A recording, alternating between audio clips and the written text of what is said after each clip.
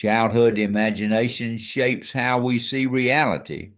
But what happens when reality starts behaving like our childhood dreams? Today, we're exploring a story that challenges everything we think we know about the boundary between magic and reality. That's such an intriguing way to look at it. The way children naturally blur those lines between real and imaginary. Listen as J.W. remembers his childhood adventures as a 10-year-old. Well, let's dive into this fascinating tale about J.W., this 10-year-old kid who's just reading about mythical creatures under a tree when, get this, his best friend turns out to be a talking turtle named Dub with this incredible jade-like shell. The visual imagery pulls you in, doesn't it? The way the sunlight filters through the leaves is like honey, creating these magical patterns on the forest floor. And here's what's interesting. The story doesn't waste time explaining why there's a talking turtle. It just accepts it as completely normal, which is exactly how kids process extraordinary things. They don't need the logical framework we adults always search for. That reminds me of studies showing how children under 7 naturally accept magical explanations for events. Their brains are wired to embrace the extraordinary. Well, that's fascinating because it ties directly into how this story handles the discovery of the map, this ancient parchment with faded ink tied with silk ribbon hidden in an oak tree. It's like every classic adventure trope rolled into something fresh and compelling.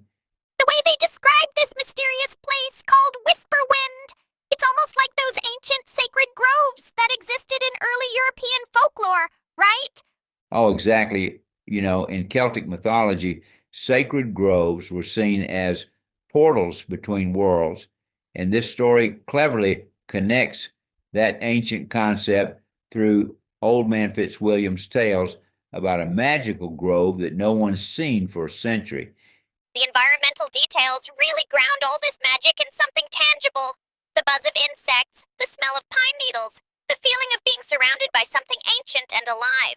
And that's where the story really shines in how it transforms the familiar into something extraordinary, like the way the trees suddenly seem to whisper secrets, how the shadows start playing tricks on their eyes. It's that moment when the ordinary world tips just slightly toward magic. So, what do you make of Hobab's character? This mysterious figure they meet by the brook? Well, Hobab represents something crucial in these types of stories. He's that bridge between the adult world and the magic of childhood. His eyes like brook water, his weathered face, he's described in ways that make him feel both mysterious and trustworthy. The way he validates their quest, rather than dismissing it, really stands out to me. It's like he's giving permission for the magic to be real. You know what's fascinating?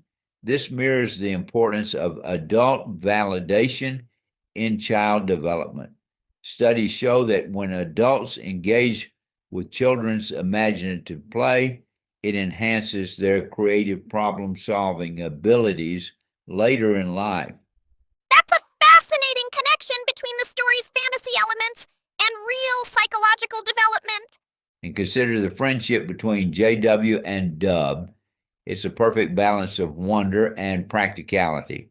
Dub knows the forest, understands its inhabitants, but he's also this magical talking turtle who found an ancient map.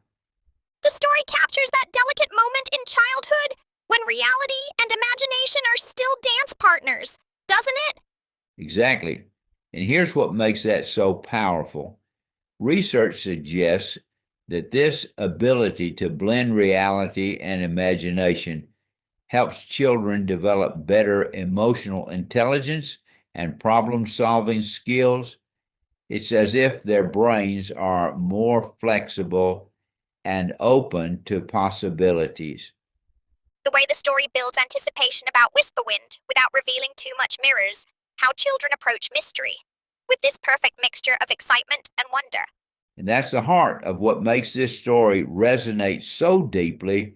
It's not just about a magical adventure, it's about that precise moment in childhood when the world still holds infinite possibilities. When finding a map in a tree or befriending a talking turtle seems completely within reach. Well, that makes me wonder, do we ever really lose that capacity for wonder? Or do we just bury it under layers of adult rationality? That's such a profound question. Maybe these stories serve as bridges back to that part of ourselves that still wants to believe in magic, that still hopes to find something extraordinary just around the next bend in the path. And isn't that what makes life worth living? The possibility that something wonderful is waiting to be discovered?